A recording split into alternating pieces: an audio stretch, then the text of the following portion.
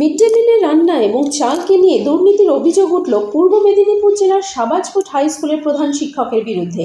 অভিভাবকরা গ্রাম পঞ্চায়েতের প্রধান রামগোবিন্দ দাসের কাছে লিখিতভাবে অভিযোগ জানায়, পরবর্তী স্কুলের হেডমাস্টারকেও জানায়। কোনো কিছু লাভ না হওয়ায় অভিভাবকরা মিলে বিক্ষোভ দেখায় স্কুলের সামনে, আর এতে ব্যাপক চাঞ্চল্য সৃষ্টি হয়েছে। প্রধান শিক্ষক নন্দীশ নিয়োগী কোনো প্রতিক্রিয়া দেননি। গ্রাম পঞ্চায়েত প্রধান রামগোবিন্দ দাস জানান, গ্রামের স্কুলে ছোট ছোট বাচ্চাদের মিড ডে মিলের খাওয়ায় এইভাবে দুর্নীতি হওয়ায় কোনোভাবেই মানা যায় না। তাই তিনি ঊর্ধ্বতম কর্তৃপক্ষের কাছে লিখিতভাবে জানিয়েছেন, যেখানে রাজ্য সরকার মমতা বন্দ্যোপাধ্যায় মিড ডে মিলকে নিয়ে এত কিছু করছেন, সেখানে দুর্নীতি মানা যায় না। শাস্তির দাবিতে অভিভাবকরা বিক্ষোভ করতে থাকে সাবাজপুর থেকে আমাদের সাংবাদিক অংশুমানের সাথে খবর পাঠিয়ে আমি রুবি। আপনারা দেখছেন নিউজ ভারত 24 আওয়ার্স।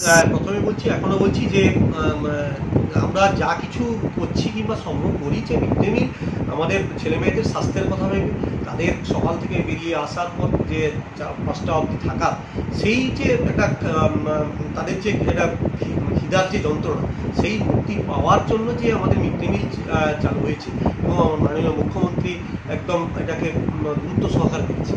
তা এই মিড ডে মিল আমার প্রাইমারি সমস্ত স্কুল আছে, SSK আছে, তা হাই স্কুলগুলোতে স্বাভাবিক ইয়েতে বেশিরভাগ SI সাহেব কিংবা ওনারা বেশিরভাগ দেখভাল করেন। আমি কিন্তু প্রাইমারি কিংবা SSKগুলোকে আমি যথারীতি আমি দেখি। আর দুই হচ্ছে, এটা এরকম যেটা অভিযোগ যেটা হয়েছে, এর আগে আমাদের এরকম একটা ঘটনা ঘটেও ছিল।